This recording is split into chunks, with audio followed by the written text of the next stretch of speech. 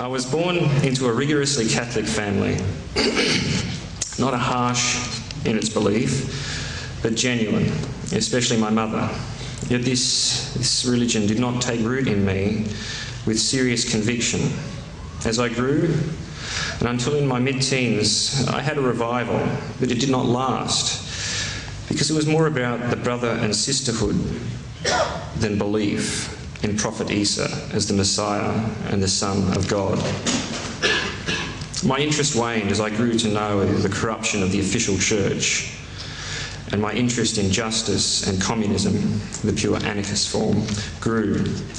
The Pope's support of evil people like Pinochet, the brutal dictator of Chile, and Noriega, some the same but from Panama, and his opposition to liberation theology as the preferential option for the poor. Simply put, a genuine religion from God would oppose oppression as immoral, even if inevitable. But the Pope did not do this. And still does not. So I fell into a state of complete kufr, or disbelief, atheism. What appeals most to me about Islam is that although it is based on faith, as the true religion must be, it is faith based in reason and not just emotion. What Allah and His Rasul, or Messenger, sallallahu alaihi wasallam, tells us to believe makes sense. We are told, no, ordered to examine Islam, to find faults if we can, and also to find reasons to believe, not just accept what priests or other intermediaries invent or interpret. And some of these miracles, I just got notes here now. There's one mention about waves upon waves and the water being kept separate, and this is true, and I knew this from reading about submarines trying to enter the Mediterranean during the war and things like that, and it affected how they did this. And this is something we've only discovered this century through going under the water in machines. And yet it was written and spoken over 1400 years ago.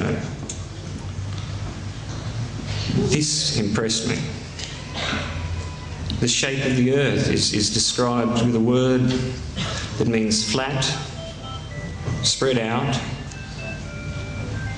shaped like an egg. And when viewed from space, this is what the earth looks like. It's not exactly like an egg, but it's not a sphere either. The rotation pushes it towards the poles, and this is what it looks like. And this was said over 1400 years ago, and this is something we've only known since we sent monkeys into space.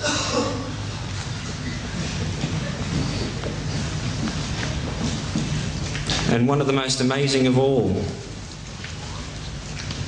the development of the human being just after conception is described in very good detail. And this is something that could only be discovered with the invention of the microscope, which again is very recent. In closing, I will touch on a few points that I've discovered since becoming a Muslim. Once you become a Muslim, every other Muslim in the world is your brother or sister. And this really means something. You will meet complete strangers in the street, willing to take the jacket off their backs for you if they think you need it. This has actually happened to me. I had to stop the man from taking his clothes off his back because it was cold. You know, and if I didn't just live half a block away, he would still insisted of giving it to me. Others you will sit down with and talk to about the greatness of Allah, while one of you buys the other's lunch or tea.